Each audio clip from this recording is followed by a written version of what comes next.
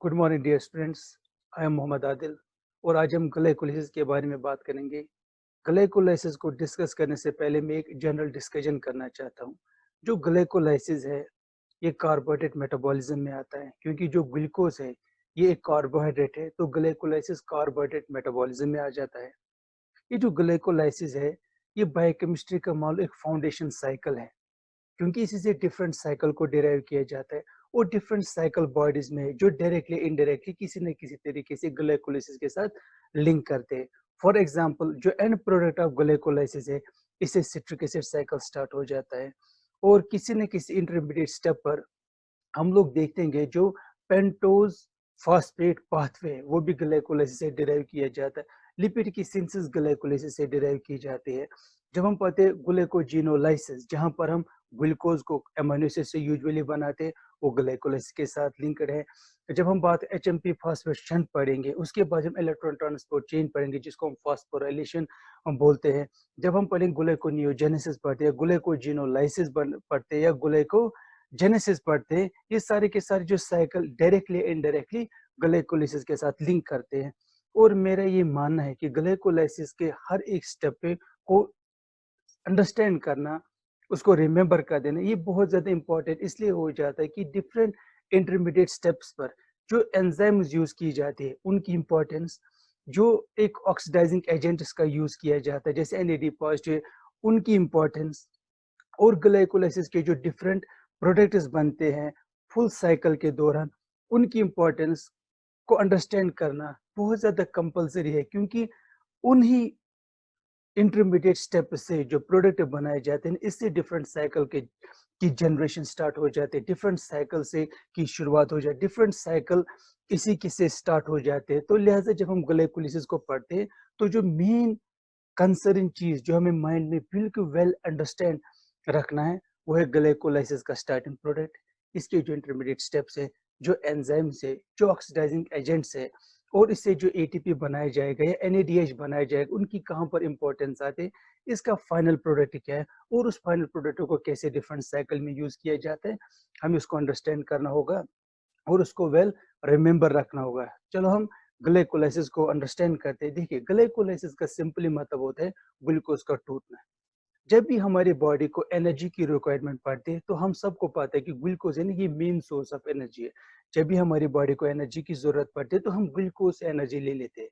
लेकिन क्या glucose directly energy दे देता है या किसी साइकिल में इसको इन्वॉल्व किया जाता है, यूज किया जाता है, फिर एटीपी रिलीज किया जाता है? तो हाँ, हमें पता चलता है कि जो ग्लूकोज से डायरेक्टली एनर्जी यूज नहीं की जाती है, बल्कि ग्लूकोज को दो साइकिल से पास होना पड़ता है, तब जाके ग्लूकोज कंप्लीटली ब्रेक डाउन हो जाता है और हमें कंप्लीट एनर्जी मिल जाती है। और जो ग्लाइकोलाइसिस है ये पहला साइकिल है ग्लूकोज के ब्रेक डाउन होने का। तो मैं पहले एक कंसेप्ट को बिल्कुल क्लियर अंडरस्टैंड करना चाहता हूँ कि एक ग्लूकोज मॉलिक्यूल को दो साइकिल से पास होना पड़ता है, तब जाके वो कंप्लीटली एटीपी रिलीज कर देता है। जो पहला साइकिल है ग्लूकोज मेटाबॉलिज्म का है वो है ग्लाइकोलाइसिस। जो दूसरा साइकिल इसका है वो है सिट्रिक एसिड साइकिल है, जिसको क्रिब्स साइकिल बोलते हैं। जो ग्लाइकोलाइसिस होता है ये होता है सेल के साइटोप्लाज्म के अंदर, और जो सिट्रिक एसिड साइकिल होता है वो सेल के माइटोकॉन्ड्रिया के अंदर हो जाता है। वो कैसे हो जाता है, ये पाथवे कैसे कंप्लीट हो जाता है, उसको हम वेल अंडरस्टूड कर लेंगे। चलो अब हम ग्लाइकोलाइसिस को स्टडी करते हैं। जो ग्लाइकोलाइसिस है इसका सिंपली मतलब होता है ग्लूकोज का टूट जाना। जब एक ग्लूकोज डिफरेंट रिएक्शन से होकर फाइनली हमें पायरुवेट दे तो हम कहते हैं ग्लूकोज को तोड़ दिया गया ग्लाइकोलाइसिस के अंदर और हमें क्या मिला, पायरुवेट। तो ग्लाइकोलाइसिस का सिंपली मतलब होता है ग्लूकोज को तोड़ देना। कहाँ पर इसको तोड़ा जाता है, साइटोप्लाज्म के अंदर तोड़ा जाता है। ग्लाइकोलाइसिस का इनिशियल प्रोडक्ट है ग्लूकोज और ग्लाइकोलाइसिस का जो फाइनल प्रोडक्ट है ना वो है पायरुवेट। और जब ग्लूकोज पायरुवेट में कन्वर्ट हो जाता है किस साइकिल के थ्रू, ग्लाइकोलाइसिस के थ्रू, फाइनली हमें उस साइकिल में हमें क्या मिल जाते हैं, एटीपी। तो क्या है ग्लाइकोलाइसिस, ग्लूकोज को टूटना, टूटने के बाद पायरुवेट बना देना और साथ में एटीपी को रिलीज करना, इसको बोलते हैं ग्लाइकोलाइसिस, मतलब ग्लूकोज का टूटना। और हम सबको पता होना चाहिए कि जो ग्लाइकोलाइसिस है ना ये कार्बोहाइड्रेट मेटाबॉलिज्म का एनारोबिक फेज है। एनारोबिक फेज क्या होता है, किसी भी साइकिल के थ्रू जहां पर भी हमें ऑक्सीजन की इन्वॉल्वमेंट नहीं हो जाए, किसी भी साइकिल में जहां पर ऑक्सीजन का यूज नहीं किया जाए, उसको बोलते हैं एक एनारोबिक फेज। तो आपको पता होना चाहिए ग्लाइकोलाइसिस कार्बोहाइड्रेट मेटाबॉलिज्म का एक एनारोबिक फेज है। और ग्लाइकोलाइसिस में जब ग्लूकोज को पायरुवेट में कन्वर्ट किया जाता तो कहीं पर भी ऑक्सीजन का यूज नहीं किया जाता। और आप सब लोगों को पता है जो ग्लूकोज है ये कार्बोहाइड्रेट है, इसलिए इसको क्या बोलते हैं, कार्बोहाइड्रेट मेटाबॉलिज्म। और साथ में यहाँ पर आप देख रहे हैं जो ग्लाइकोलाइसिस होता है ना, ये साइटोप्लाज्म के अंदर हो जाता है। देखो साइटोप्लाज्म क्या होता है, मैं अलग से एक बोर्ड को सिलेक्ट कर लेता हूँ, न्यू स्लाइड में देखते हैं हम। देखो मैं एक व्हाइट बोर्ड का यूज कर रहा हूँ, आप लोग इसको यहाँ पर अंडरस्टैंड कीजिए। देखिए यहाँ पर एक व्हाइट बोर्ड आ गई। देखिए ये एक मेरे, मान लो मेरे पास एक सेल है। आप लोगों को पता है कि जो सेल का जो आउटर बाउंड्री रहती है उसको बोलते हैं सेल मेम्ब्रेन।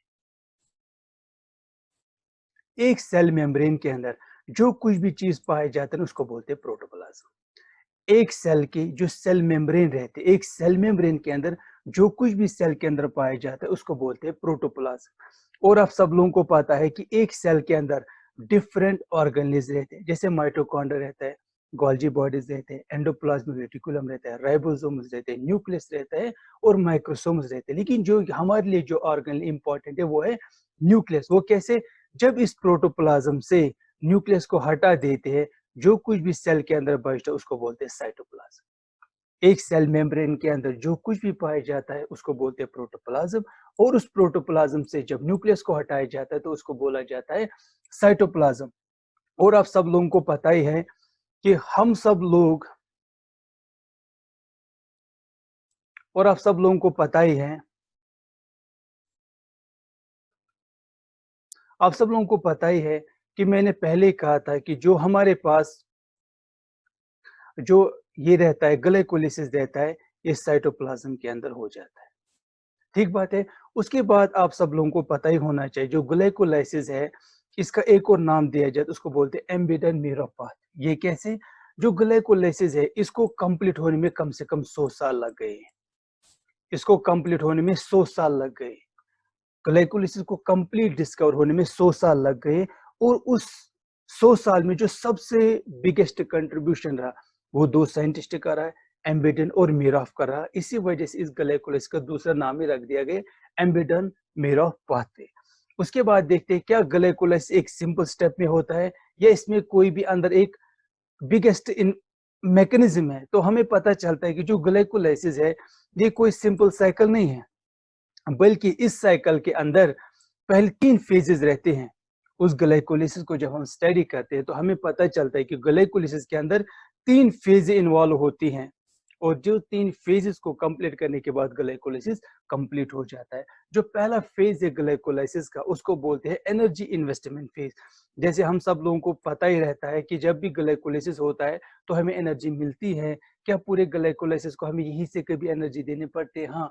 जो ग्लाइकोलाइसिस का जो प्राइमरी स्टेज है, मतलब जो उसके जो पहले पहले जो स्टेजेस हो जाए, जो पहले स्टेप्स होते हैं उसमें हमें यहीं से एनर्जी देना पड़ता है, इसलिए इसको क्या बोलते हैं, एनर्जी इन्वेस्टमेंट फेज। उसके बाद दूसरा फेज इसमें स्टार्ट हो जाता है कि एक बिगर मॉलिक्यूल दो छोटे मॉलिक्यूल में कन्वर्ट हो जाता है, वो हम आगे जाके स्टडी करेंगे।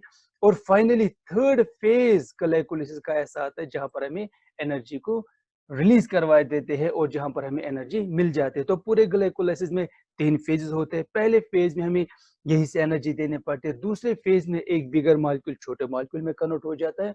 और जो लास्ट वाला फेज है जिसको बोलते हैं एनर्जी जनरेशन फेज, ये वो फेज है जहां से हमें एनर्जी मिलना स्टार्ट हो जाता है।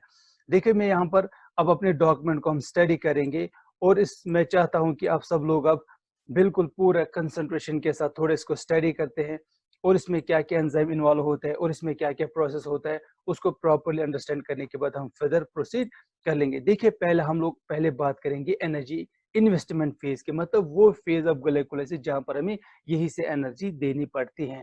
देखिए पहले इस स्टेप से जाने से पहले मैं आप सब लोगों को एक कंसेप्ट पहले बताना चाहता हूँ। वो मैं एक व्हाइट बोर्ड का यूज करके आप सब लोगों को बता दूंगा। देखिए क्या होता है, देखिए पहले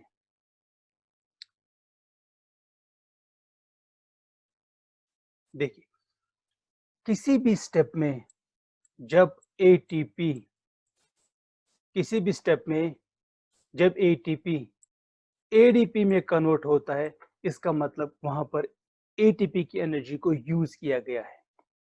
जिस किसी भी स्टेप में हमें एटीपी एटीपी में कन्वर्ट होता है, देखिए कि एडेनोसिन ट्राइफॉस्फेट ये कन्वर्ट हुआ एडेनोसिन डाइफॉस्फेट में, इसका मतलब एनर्जी यूज हुआ है। और किसी भी स्टेप में अगर हम देखें एडीपी कन्वर्ट हुआ है एटीपी में, तो ये वो स्टेप होगा जहां पर एनर्जी को क्या किया जाएगा, रिलीज करवाया जाएगा। वो कोई भी स्टेप जहां पर एटीपी एडीपी में कन्वर्ट हुआ है, इसका मतलब एनर्जी यूज हुआ है।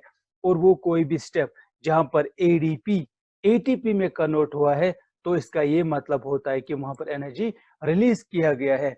या कोई भी ऐसा स्टेप जहां पर एनएडी पॉजिटिव का मतलब निकोटीन एमाइन एडेनिन डाइन्यूक्लियोटाइड, अगर किसी भी स्टेप में ये एनएडीएच प्लस एच पॉजिटिव बना रहा है, तो इसका मतलब ये हो गया यहाँ पर भी एनर्जी क्या हुई है, रिलीज हुई है। तो एटीपी का अगर एडीपी में कन्वर्ट हुआ है तो एनर्जी यूज हुई है, अगर एडीपी एटीपी में कन्वर्ट हुआ है तो इसका मतलब एनर्जी रिलीज हुई है। या किसी भी स्टेप में जिसमें NAD positive NAD plus H positive में कन्वर्ट हुआ है, तो वहां पर भी क्या रिलीज हुआ है, वहां पर एनर्जी रिलीज हुआ है। अब देख लीजिए, यहाँ पर देख लीजिए जो ग्लूकोज है, ये ग्लूकोज 6 फास्फेट में कन्वर्ट हुआ है और यहाँ पर एटीपी एडीपी में कन्वर्ट हुआ है, इसका मतलब यहाँ पर एनर्जी यूज की गई है। और जो एंजाइम यहाँ पर इन्वॉल्व हुआ है वो है हेक्सोकाइनेस। और आप सब लोग यहाँ पर देख रहे हो वो एंजाइम जिसकी वजह से ग्लूकोज 6 फास्फेट में कन्वर्ट हुआ है, वो है हेक्सोकाइनेस। और यहाँ पर एटीपी एटीपी में कन्वर्ट हुआ है, तो इसका मतलब यहाँ पर एनर्जी यूज की गई। जहां पर भी एटीपी एडीपी में कन्वर्ट किया जाए, वहां पर एनर्जी क्या हुई है, यूज हुई है। तो हमें पता चला जब ग्लूकोज को ग्लूकोज 6 फास्फेट में कन्वर्ट किया जाता है, तो वहां पर एक एटीपी मॉलिक्यूल का यूज किया जाता है। और जो एंजाइम यूज किया जाए उसको बोलते हैं हेक्सोकाइनेस। यहाँ पर एक और एंजाइम का नाम आ रहा है, वो है ग्लूकोकाइनेस। ग्लूकोकाइनेस लिवर में पाया जाता है और ये एडिशनल एक ऐसा एंजाइम है जो ग्लाइकोलाइसिस को होने देता है। इसके बगैर भी ग्लाइकोलाइसिस कंप्लीट हो जाता है। और साथ में आप लोगों के लिए एक कंसेप्ट के लिए मैं बता दूं, जहां पर भी आप देखोगे कि वन साइडेड एरो होगा, इसको बोलते हैं इरिवर्सिबल स्टेप। इरिवर्सिबल स्टेप का मतलब ग्लूकोज इस साइकिल में ग्लूकोज 6 फास्फेट में कन्वर्ट हो जाएगा, लेकिन ग्लाइकोलाइसिस के अंदर ग्लूकोज 6 फास्फेट को वापस ग्लूकोज में कन्वर्ट नहीं किया जाएगा। इसलिए इसको क्या बोलते हैं, एक इरिवर्सिबल रिएक्शन। इसको बोलते हैं एक इरिवर्सिबल रिएक्शन। और इस रिएक्शन में कौन सा एंजाइम यूज हुआ है, हेक्सोकाइनेस। उसके बाद जो ग्लूकोज 6 फास्फेट है, इसको कन्वर्ट किया गया है फ्रुक्टोज 6 फास्फेट में। जो ग्लूकोज 6 फास्फेट है, इसको फ्रुक्टोज 6 फास्फेट में कन्वर्ट किया गया है with the help of the enzyme isomerase. देखो जो आइसोमेरेज है, ये टर्म डिराइव की गई है आइसोमेरिज्म से। देखो आइसोमेरिज्म क्या होता है, जब मेरे पास एक सेम मॉलिक्यूलर फार्मूला हो मगर स्ट्रक्चर अलग अलग हो, इसको बोलते हैं isomerism. For example C6H12O6 glucose भी है, C6H12O6 फ्रुक्टोज भी है, लेकिन दोनों में है C6H12O6, मतलब सेम मॉलिक्यूलर फार्मूला।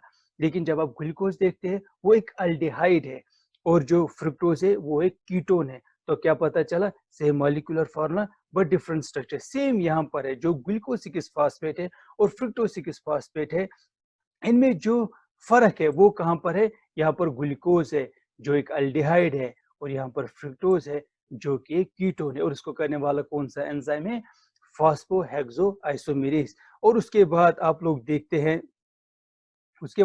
देखते हैं जो यहाँ पर है फ्रुक्टोज 6 फास्फेट, इसको कन्वर्ट किया गया है फ्रुक्टोज 1,6 बिसफास्फेट में। और यहाँ पर भी आप देखते हो कि एटीपी को एडीपी में कन्वर्ट किया गया है, इसमें भी क्या यूज हुई है, एनर्जी यूज हुई है। और इस करने के लिए जो हमें एनर्जी की रिक्वायरमेंट है वो है फॉस्फोफ्रुक्टोकाइनेस। जब हम लास्ट में ग्लाइकोलिसिस की एनर्जी को कैलकुलेट करेंगे, हमें क्या ध्यान में रखना है कि 2 एटीपी मॉलिक्यूल स्टार्ट में हमने यूज किए हैं, यही से ही वो साइकिल से नहीं निकले, बल्कि हमने एक्सटर्नल ग्लाइकोलिसिस को करवाने के लिए 2 एटीपी का यूज किया गया। पहला जब ग्लूकोज को ग्लूकोज 6 फास्फेट में कन्वर्ट किया गया, वहां पर हमने एटीपी का यूज किया। जब हमने फ्रुक्टोज 6 फास्फेट को फ्रुक्टोज 1,6 बिसफास्फेट में कन्वर्ट कर दिया, वहां पर भी हमने एटीपी का यूज कर दिया। देखो यहाँ पर आप चाहो आप इस साइकिल को यहाँ पर जो मैंने एक्सप्लेनेशन लिखा है वहां पर भी आप इसको पढ़ सकते हैं। कैसे जो ग्लूकोसिक फास्फेट है ये आइसोमेरिज्म में चला जाता है, फ्रुक्टोसिक फास्फेट बनाता है with help of enzyme phosphohexo isomerase. और थर्ड स्टेप क्या है कि जो फ्रुक्टोसिक फास्फेट है उसको हम लोगों ने फास्फोराइलेटेड कर दिया। फास्फोराइलेट का मतलब हम लोगों ने एडिशन ऑफ फास्फोरस कर दिया। और जहां पर भी फास्फोरिलेशन टर्म यूज हो जाए या इस्तेमाल की जाए, आप लोगों को क्या कंसेप्ट रखना है कि यहाँ पर जरूर एनर्जी का इस्तेमाल हुआ है। तो जहां पर भी फास्फोरिलेशन हुआ है वहां पर फास्फोरस को ऐड करने का मतलब है कि हम लोगों ने एनर्जी को क्या किया, यूज किया हुआ है। देखो जो उसके बाद जो हमें स्टेप को स्टडी करना है वो है स्प्लिटिंग फेज। पहला था एनर्जी इन्वेस्टमेंट फेज और दूसरा हमारे पास स्प्लिटिंग फेज। देखो स्प्लिटिंग फेज का क्या मतलब है। जो फ्रुक्टोज 1,6 बिसफॉस्फेट है ना, ये 6 कार्बन कंपाउंड है। With the help of the enzyme aldolase ये क्या हो जाता है, ये 2 कंपाउंड में टूट जाता है, डाइहाइड्रोक्सीस्टोन फास्फेट और साथ में ग्लिसरॉल्डिहाइड 3 फास्फेट। ये भी 3 कार्बन वाला कंपाउंड है, ये भी 3 कार्बन वाला कंपाउंड है, लेकिन फ्रुक्टोज 1,6 बिसफॉस्फेट 6 कार्बन वाला कंपाउंड है। और उसके बाद यहाँ पर आप देख रहे हो ये एरो का मतलब है रिवर्सिबल, कि ग्लाइकोलाइसिस में ग्लिसरॉल्डिहाइड 3 फास्फेट को कन्वर्ट किया जाता है डाइहाइड्रोक्सीस्टोन फास्फेट में, या डाइहाइड्रोक्सीस्टोन फास्फेट को कन्वर्ट किया जाता है ग्लिसरॉल्डिहाइड 3 फास्फेट में। लेकिन हमें याद रखना एक सबसे इंपॉर्टेंट कंसेप्ट, वो क्या है कि ग्लाइकोलाइसिस के दौरान डाइहाइड्रोक्सीस्टोन को अल्टीमेटली ग्लिसरॉल्डिहाइड 3 फास्फेट में ही कन्वर्ट किया जाता है। तो हम लोग देखते हैं कि fructose 1,6 bisphosphate with the help of the enzyme aldolase dihydroxyacetone phosphate मिल जाता है और साथ में हमें ग्लिसरॉल्डिहाइड 3 फास्फेट मिल जाता है। लेकिन हमें क्या कंसेप्ट बिल्ड करना है कि डाइहाइड्रोक्सीस्टोन फास्फेट को अल्टीमेटली ग्लिसरॉल्डिहाइड 3 फास्फेट में ही कन्वर्ट किया जाता है। तो इसका रिजल्ट क्या है, रिजल्ट ये है कि जो फ्रुक्टोज 1,6 बिसफॉस्फेट है ग्लाइकोलाइसिस के दौरान थ्रू द स्प्लिटिंग फेज में इसको कन्वर्ट किया जाता है 3 फॉस्फोग्लिसरॉल्डिहाइड में। मतलब जो हमारे पास जो ग्लिसरॉल्डिहाइड 3 फास्फेट है ना, ये 2 मॉलिक्यूल्स बन जाते हैं। तो एक मॉलिक्यूल जो 6 कार्बन वाला कंपाउंड है वो है फ्रुक्टोज 1,6 बिसफॉस्फेट को, उसको अल्टीमेटली 2 मॉलिक्यूल ग्लिसरॉल्डिहाइड 3 फास्फेट में कन्वर्ट किया जाता है। तो आप लोगों को आज के बाद देखना थ्रू द स्टेप नंबर 4, जब स्टेप नंबर 4 कंप्लीट हो जाएगा हमारे पास 2 मॉलिक्यूल ऑफ ग्लिसरॉल्डिहाइड 3 फास्फेट मिल जाते हैं। ये हमें याद रखना होगा कि इसके बाद ग्लिसरॉल्डिहाइड 3 फास्फेट के बाद हम सिर्फ एक ही मॉलिक्यूल के साथ डील नहीं कर रहे, अब हम 2 मॉलिक्यूल ऑफ ग्लिसरॉल्डिहाइड 3 फास्फेट को अंडर कंसिडरेशन ले रहे हैं, क्योंकि ग्लाइकोलाइसिस के दौरान हमें अब क्या मिल रहा है, एक फ्रुक्टोज 6 फास्फेट से हमें 2 मॉलिक्यूल ऑफ ग्लिसरॉल्डिहाइड 3 फास्फेट मिल रहे हैं। उसके बाद देखिए जो ग्लिसरॉल्डिहाइड 3 फास्फेट है ये कन्वर्ट हो जाता है 1,3 बिसफॉस्फोग्लिसरॉल्डिहाइड में या 1,3 बिसफॉस्फोग्लिसरेट में ये कन्वर्ट किया जाता है और यहाँ पर हमें रिलीज होता है NADH प्लस H पॉजिटिव। याद रखिए किसी भी स्टेप में जहां पर हमें NADH प्लस H पॉजिटिव मिलता है, ये उस साइकिल का one of the most important step है। वो कैसे, जब हम आगे जाके देखेंगे कि जब ग्लूकोज कन्वर्ट किया जाता है ना फ्रुक्टोज में, वहां पर जो NADH plus H positive release किया जाता है ना, उसको एक प्रोसेस के थ्रू जिसको हम बोलते हैं इलेक्ट्रॉन ट्रांसपोर्ट चेन, उस इलेक्ट्रॉन ट्रांसपोर्ट चेन में NADH प्लस H यूज किया जाता है और फाइनली हमें वहां से भी ATP मिल जाता है। और वो स्टेप जो ग्लिसरॉल्डिहाइड 3 फास्फेट है, हमने इससे 1,3 बिसफॉस्फोग्लिसरेट डिराइव किया और उसके बाद वहां से रिलीज किया होगा NADH plus H positive with the help of the enzyme glyceraldehyde phosphate dehydrogenase, मतलब यहाँ पर हाइड्रोजन को भी रिलीज करवाया जाता है। उसके बाद जो 1,3 बिसफॉस्फोग्लिसरेट है इसको कन्वर्ट किया जाता है 3 फॉस्फोग्लिसरेट में। यहाँ पर देखो जो 1,3 बिसफॉस्फोग्लिसरेट है ये कन्वर्ट हुआ है 3 फॉस्फोग्लिसरेट में, मतलब यहाँ पर एक फास्फोरस को रिलीज करवाया गया। जहां पर भी एक फास्फोरस को रिलीज करवाया गया है इसका मतलब यहाँ पर ADP कन्वर्ट किया गया है ATP। जिस किसी भी स्टेप में ADP ATP में कन्वर्ट कीजिए, मतलब वहां पर एनर्जी क्या हुई है, रिलीज हुई है। अब तक 2 दफा हमने ATP को यूज किया, वो एनर्जी इन्वेस्टमेंट स्टेज था, लेकिन यहाँ पर ATP निकल रहा है, ये एनर्जी जनरेशन फेज है। तो उसके बाद जो 3 फॉस्फोग्लिसरेट है ये हम लोग कन्वर्ट करवा देते हैं 2 फॉस्फोग्लिसरेट में। यहाँ पर 3 कार्बन पे हमारे पास फॉस्फेट ग्रुप है और यहाँ पर जो फॉस्फेट ग्रुप है वो कार्बन नंबर 2 पर है। तो इसका मतलब यहाँ पर एक तरह का म्यूटेशन हुआ है। म्यूटेशन का मतलब जब फास्फोरस को एक कार्बन से दूसरे कार्बन में शिफ्ट किया जाए, और ये प्रोसेस होता है with the help of the enzyme म्यूटेज जो 3 फॉस्फोग्लिसरेट है उसको कन्वर्ट किया जाता है 2 फॉस्फोग्लिसरेट में with the help of the enzyme म्यूटेज। उसके बाद आप यहाँ पर अंडरस्टैंड कीजिए, जो सबसे बड़ा इंपॉर्टेंट स्टेप मेरे लिए वो है कि जो 2 फॉस्फोग्लिसरेट है उसको कन्वर्ट किया जाता है फॉस्फोइनॉल पायरुवेट में with the help of the enzyme enolase. और पहला स्टेप वो ग्लाइकोलिसिस का, जहां पर आपको वाटर मिल जाता है। तो मतलब 2 फॉस्फोग्लिसरेट को कन्वर्ट किया जाता है फॉस्फोइनॉल पायरुवेट में with the help of the enzyme enolase. Enolase enzyme के थ्रू हमें जो 2 फॉस्फोग्लिसरेट है उसको कन्वर्ट किया जाता है फॉस्फोइनॉल पायरुवेट में, और वहां पर हमारा क्या निकलता है, वाटर रिलीज किया जाता है। उसके बाद जो स्टेप आता है ग्लाइकोलाइसिस का, वो है कि जो फॉस्फोइनॉल पायरुवेट है with the help of the enzyme pyruvate kinase के, तो with the help of enzyme pyruvate kinase, और यहाँ पर एटीपी में कन्वर्ट किया जाता है। और हमें फाइनली इससे क्या मिल जाता है, हमें इससे फाइनली मिल जाता है इनॉल पायरुवेट। तो हमें यहाँ पर मिल जाता है हमें फाइनली इनॉल पायरुवेट, जो ग्लाइकोलाइसिस का एक फाइनल मतलब एंड प्रोडक्ट हमारे लिए ऑब्टेन हो जाता है। तो ग्लाइकोलाइसिस को हम लोग ने स्टार्ट किया था ग्लूकोज से। तो फिर थ्रू सीरीज ऑफ स्टेप्स से पहले एनर्जी इन्वेस्टमेंट फेस किया, उसके बाद हम लोगों ने स्प्लिटिंग किया, और स्प्लिटिंग करने के बाद हमें एनर्जी जनरेशन मिला, और फाइनली हमें जो कंपाउंड मिलता है उसको बोलते हैं इनॉल पायरुवेट। जो इनॉल पायरुवेट है ये ग्लाइकोलाइसिस का फाइनल प्रोडक्ट है। जब हम उसके बाद आगे जब मैं साइकिल पढ़ा दूंगा कि इस पायरुवेट के साथ क्या हो जाता है, उसके बाद हम वहां पर ये फर्दर स्टेप को मैं वहां पर आप लोगों को अंडरस्टैंड करवा दूंगा। उसके बाद ग्लाइकोलाइसिस को कंप्लीट होने के बाद जो हमारे लिए जो सबसे इंपॉर्टेंट स्टेप बचता है वो है कि एनर्जी कैलकुलेशन। आखिर जब हम लोगों ने ग्लाइकोलाइसिस करवा दिया, पहले हम लोगों ने एनर्जी को यूज करवाया, फिर वहां से एनर्जी रिलीज हो, और अल्टीमेटली हमारे पास कितने एटीपी मिल गए और हम लोगों ने कितने एटीपी को यूज किया। देखो मैं वहां उसको यहाँ पर स्टडी करवा दूंगा आप सब लोगों को। आप यहाँ पर देख लीजिए आप यहाँ पर देखो, जब हम लोगों ने ग्लिसरॉल डाइथ्री फॉस्फेट डिहाइड्रोजनेज से क्या करवाया था, पहले हमें साइकिल को मैं वापस रिपीट करवा दूंगा एक दफा। आप यहाँ पर अंडरस्टैंड कीजिए, यहाँ पर देख लीजिए। जब हम लोगों ने ग्लिसरॉल डाइथ्री फॉस्फेट को with the help of enzyme glycerol di three phosphate dehydrogenase से हमें क्या मिला, 1,3-bis फॉस्फोग्लिसरेट, लेकिन वहां पर क्या रिलीज हुआ, NADH प्लस H पॉजिटिव। लेकिन जब हम एनर्जी कैलकुलेशन करते हैं वहां पर हम लिखते हैं 2 NADH। वो क्या मतलब है, वहां पर हम क्यों 2 लेते, हमें कंसेप्ट यहाँ पर जनरेट करना, वो क्या है, फ्रुक्टोज 1,6-bis फॉस्फेट को हम लोगों ने कंप्लीट तोड़ा है। कितने molecule of glycerol di three phosphate में, 2 molecule of glycerol di three phosphate. तो इसका मतलब यहाँ से नीचे जब साइकिल चलता है, हम यहाँ पर सिर्फ एक ही मॉलिक्यूल नहीं बल्कि 2 मोल्स है, मतलब 2 मॉलिक्यूल्स है। तो यहाँ पर हमें एक मॉलिक्यूल से NADH प्लस H2 मिला, लेकिन हमारे पास कितने ग्लिसरॉल डाइथ्री फॉस्फेट मॉलिक्यूल है, 2 है। इसलिए हम वहां पर क्यों गिनते हैं, क्या गिनते हैं, 2 NADH प्लस H पॉजिटिव। यहाँ पर भी सेम प्रोसेस है, जब 1,3-bis फॉस्फोग्लिसरेट 3 फॉस्फोग्लिसरेट में कन्वर्ट होता है, वहां पर कितने एटीपी रिलीज किया जाता है, एक एटीपी। लेकिन हम वहां पर क्या लिखते हैं कि 2 एटीपी रिलीज है। वो क्यों, क्योंकि यहाँ पर सिर्फ एक ही मॉलिक्यूल 1,3-bis फॉस्फोग्लिसरेट नहीं है बल्कि 2 मॉलिक्यूल्स ऑफ ग्लिसरॉल डिफॉस्फेट है। सेम यहाँ पर है, जब फॉस्फोइनॉल पायरुवेट को इनॉल पायरुवेट में कन्वर्ट किया जाता है, यहाँ पर एक एटीपी को रिलीज करवाया जाता है, लेकिन हमारे पास एक ही मॉलिक्यूल ऑफ फॉस्फोइनॉल पायरुवेट नहीं है बल्कि कितने मॉलिक्यूल से, 2 molecules of इनॉल, 2 molecules of phosphoenol pyruvate. देखो अब हम यहाँ पर थोड़े इसको स्टडी करवा देंगे आप सब लोगों से।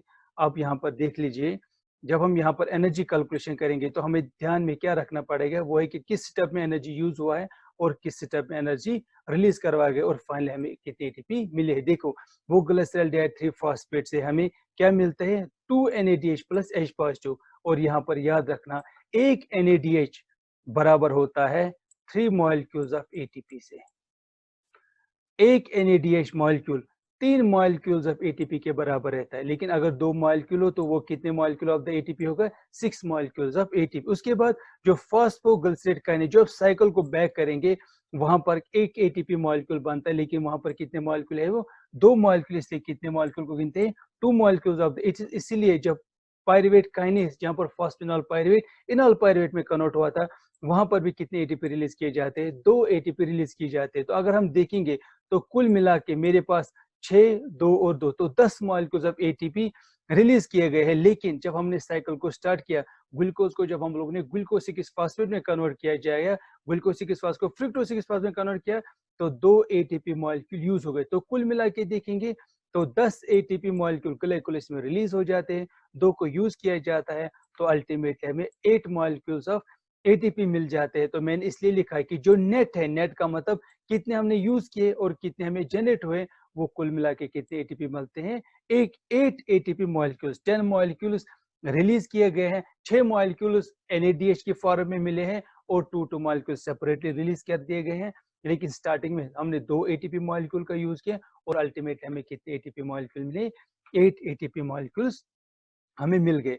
देखिए उसके बाद मैं आप लोगों के लिए एक कंसेप्ट बिल्डिंग प्रोसेस करना चाहता हूँ, जहां पर मैं आप लोगों के लिए कुछ कंसेप्ट ऐसे जनरेट करना चाहता हूँ ताकि आप लोग कल डिफरेंट साइकिल्स को लिंक कर पाए, एनर्जी को लिंक पाए और स्टेप्स को आप लोग आराम से लिंक कर पाए। देखिए यहाँ पर मैंने यूज की है टर्म रिएक्शन। देखो इसका क्या मतलब, देखो मैंने जब साइकिल को स्टार्ट करवाया तो मैंने कहा कि जो ग्लूकोज है ये ग्लाइकोलाइसिस से कंप्लीटली ब्रेक डाउन नहीं होता है, बल्कि इसको एक और साइकिल में डाला जाता है जिसको बोलते हैं citric acid cycle.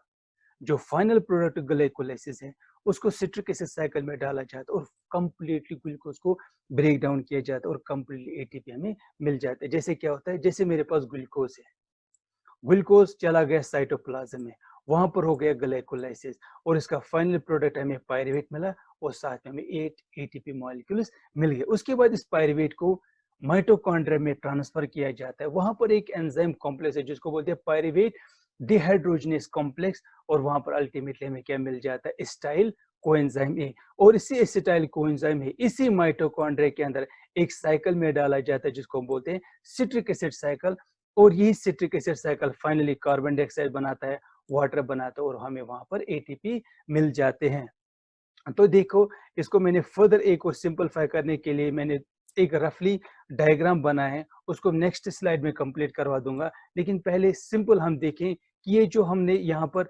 Pyruvate use किया, इस पायरुवेट को कैसे पहले माइटोकॉन्ड्रिया में एसिटाइल कोएंजाइम में कन्वर्ट किया जाए। जैसे यहाँ पर लिखा है पायरुवेट को हम लोग एसिटाइल कोएंजाइम में कन्वर्ट करें with the help of the enzyme oxidative decarboxylation के थ्रू। वहां पर जो एंजाइम यूज किया जाता है वो है pyruvate dehydrogenase complex.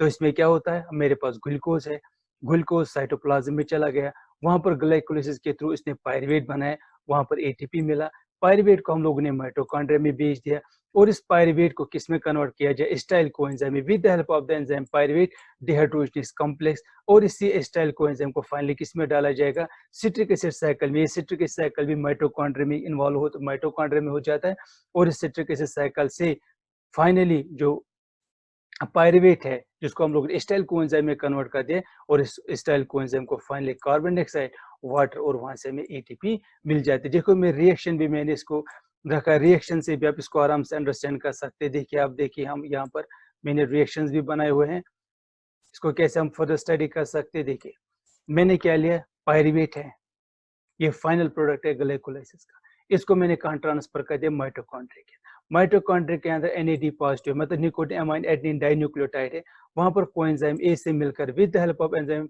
Pyruvate dehydrogenase complex के थ्रू हमें क्या मिला, एसिटाइल कोएंजाइम ए मिला और फाइनली हमें कार्बन डाइऑक्साइड मिल जाता है और साथ में क्या रहता है, NADH+H+। मैंने वहां पर जो साइकिल लिखा वहां पर लिखा डिहाइड्रोजनेस कॉम्प्लेक्स, डिहाइड्रोजनेस कॉम्प्लेक्स लिखा गया है, H पॉजिटिव निकाल, वहां पर लिखा है ऑक्सीडेटिव डिकार्बोक्सिलेशन क्योंकि यहाँ पर क्या रिलीज किया जाता है, कार्बन डाइऑक्साइड। तो फाइनली हमने पायरुवेट को किस में कन्वर्ट कर दिया, एसिटाइल कोएंजाइम। और फिर इस एसिटाइल कोएंजाइम को हम कैसे यूज करते हैं, सिट्रिक एसिड साइकिल के थ्रू, और फिर कैसे वहां पर कार्बन डाइऑक्साइड और वाटर को रिलीज करवाया जाता है, कैसे एटीपी को रिलीज करवाया जाएगा, वो हम सिट्रिक एसिड साइकिल में अंडरस्टैंड कर लेंगे। लेकिन इसको फर्दर किसी भी को भी अगर किसी भी तरह का कंफ्यूजन आ रहा है अंडरस्टैंड करने में, लिहाजा मैं इसको और एक सिंपल प्रोसेस के थ्रू अंडरस्टैंड करना चाहूंगा, एक और इसको और ज्यादा सिंपलीफाई करने की कोशिश करूंगा। देखो पहले क्या है, ग्लूकोज आया, वो सेल के अंदर चला गया, सेल के अंदर किस में गया, साइटोप्लाज्म में गया, और साइटोप्लाज्म में क्या हो गया, ग्लाइकोलाइसिस हो गया। ग्लाइकोलाइसिस में क्या हो जाता है, ग्लूकोज को पायरुवेट में तोड़ा जाता है और हमें क्या मिलता है, एटीपी। अब देखिए स्टेप नंबर 2, इस पायरुवेट को माइटोकॉन्ड्रिया में एसिटाइल कोएंजाइम में कन्वर्ट कर दिया जाएगा और इसी माइटोकॉन्ड्रिया में जो एसिटाइल कोएंजाइम है इसको किस में डाला जाएगा, सिट्रिक एसिड साइकिल में डाला जाएगा। और इस सिट्रिक एसिड साइकिल कहां पर होता है, माइटोकॉन्ड्रिया के अंदर होता है। इस माइटोकॉन्ड्रिया में क्या होता है, एसिटाइल कोएंजाइम ए को सिट्रिक एसिड साइकिल में डाला जाता है और अल्टीमेटली जो वहां पर एनर्जी रिलीज की जाती है, कार्बन डाइऑक्साइड को रिलीज किया जाता है, हाइड्रोजन मतलब वाटर को रिलीज करवाया जाता है और अल्टीमेटली हमें एटीपी मिल जाता है। तो इसको अगर हम और थोड़ा फर्दर प्रोसेस इसको और ज़्यादा इजी अंडरस्टैंड करने के लिए, अगर किसी को इस स्टेप्स में भी प्रॉब्लम आ रही है, तो हम इसको फर्दर थोड़ा सिंपलीफाई करने की कोशिश करेंगे। जो मैंने रफली डायग्राम बनाया है वहां पर इसको थोड़ा अंडरस्टैंड करेंगे। वो क्या है? ग्लूकोज है, इसको सेल के अंदर ट्रांसफर कर दिया जाता है। सेल के अंदर साइटोप्लाज्म है, साइटोप्लाज्म में with help of the cycle glycolysis में इस ग्लूकोज को पायरुवेट में कन्वर्ट किया जाता है और पायरुवेट को माइटोकॉन्ड्रिया के अंदर ट्रांसफर किया जाता है और माइटोकॉन्ड्रिया में जो पायरुवेट है उसको एसिटाइल कोएंजाइम में कन्वर्ट किया जाता है। With the help of the enzyme pyruvate dehydrogenase complex water को रिलीज करवाया जाता है और वहां पर NADH प्लस H पॉजिटिव मिल जाता है। फिर उसी एसिटाइल कोएंजाइम को इसी माइटोकॉन्ड्रिया के अंदर एक साइकिल में डाला जाता है जिसको हमने लोगों ने क्या नाम दिया? सिट्रिक एसिड साइकिल या क्रिब्स साइकिल। और अल्टीमेटली क्या रिलीज किया जाएगा? कार्बन डाइऑक्साइड रिलीज किया जाएगा, वाटर रिलीज किया जाएगा और ATP को रिलीज करवाया जाता है। देखिए, एक अगर मैं इसको सेकेंड्स में समझाने की कोशिश करूं, ग्लूकोज आया, सेल के अंदर चला गया और सेल के अंदर साइटोप्लाज्म है और साइटोप्लाज्म में ग्लाइकोलिसिस करेगा और ग्लाइकोलिसिस का फाइनल प्रोडक्ट रहेगा पायरुवेट रहेगा। पायरुवेट को माइटोकॉन्ड्रिया के अंदर एसिटाइल कोएंजाइम में कन्वर्ट किया जाएगा और इसी एसिटाइल कोएंजाइम इसी माइटोकॉन्ड्रिया के अंदर किसमें डाला जाएगा? सिट्रिक एसिड साइकिल में डाला जाएगा, जहां से अल्टीमेटली कार्बन डाइऑक्साइड को रिलीज करवाएगा, वाटर को रिलीज करेगा और अल्टीमेटली हमें एनर्जी मिल जाएगी और हमारा ग्लूकोज कंप्लीट ब्रेक डाउन हो जाएगा। तो कंसेप्ट बिल्डिंग के लिए हम लोगों ने ग्लाइकोलिसिस पढ़ा। ग्लाइकोलिसिस का मतलब ग्लूकोज का तोड़ना। किस में टूट जाता है? पायरुवेट में टूट जाता है और वहां से हमें अल्टीमेटली एटीपी मिल जाते हैं।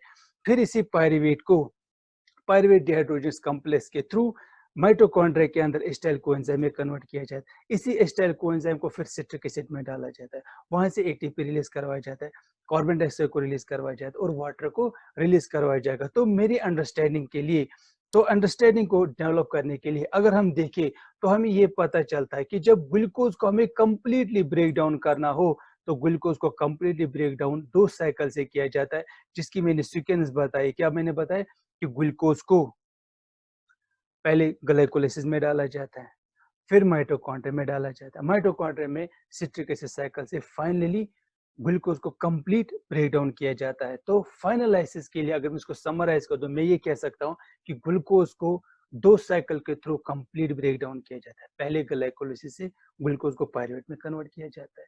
ये सारा का सारा साइकिल साइटोप्लाज्म में होता है। साइटोप्लाज्म में हमें क्या मिलता है? पायरुवेट, उसको माइटोकॉन्ड्रिया में ट्रांसफर किया जाता है। माइटोकॉन्ड्रिया में पायरुवेट डिहाइड्रोजनेज कॉम्प्लेक्स के थ्रू पायरुवेट को एसिटाइल कोएंजाइम में कन्वर्ट किया जाता है। कैसे किया जाता है? जो मैंने फर्दर आप लोगों को रिएक्शन बताया, जो यहाँ पर टॉप में जो रिएक्शन लिखा है, हमें एसिटाइल कोएंजाइम ए मिलता है। इसी एसिटाइल कोएंजाइम को इसी माइटोकॉन्ड्रिया के अंदर एक साइकिल में डाल, जिसको बोलते हैं सिट्रिक एसिड साइकिल या क्रिब्स साइकिल होते हैं और वहां से अल्टीमेटली कार्बन डाइऑक्साइड निकलता है, वाटर निकलता है और हमें अल्टीमेटली एटीपी मिल जाते हैं। दूसरा स्टेप मैं आप लोगों को ये बताना चाहता हूँ, जहां पर भी NADH प्लस H पॉजिटिव मिल जाएगा उसको हमें अंडरस्टैंड करना है। जहां पर ATP यूज हुआ है हमें उसको अंडरस्टैंड करना है और जहां पर ATP रिलीज हुआ है हमें उसको अंडरस्टैंड करना है, क्योंकि फर्दर जब हम सिट्रिक एसिड साइकिल के बाद इलेक्ट्रॉन ट्रांसपोर्ट चेन पढ़ेगी, जिसको फॉस्फोरिलेशन बोलते हैं, तो वहां पर हम अंडरस्टैंड करेंगे कि किस तरह NADH प्लस H पॉजिटिव को यूज करके हम वहां पर ATP को रिलीज करवा देते हैं। मुझे लगता है, होप है कि सबको अंडरस्टैंड होगा। अगर किसी को कोई भी प्रॉब्लम है तो वो मुझे मेल कर सकता है। कोई भी प्रॉब्लम हो जो मेरा व्हाट्सएप है उस पर मेल कर सकता है और हम किसी भी प्रॉब्लम को मैं पूरी कोशिश करूंगा उसको सॉल्व करने के लिए। Thank you so much.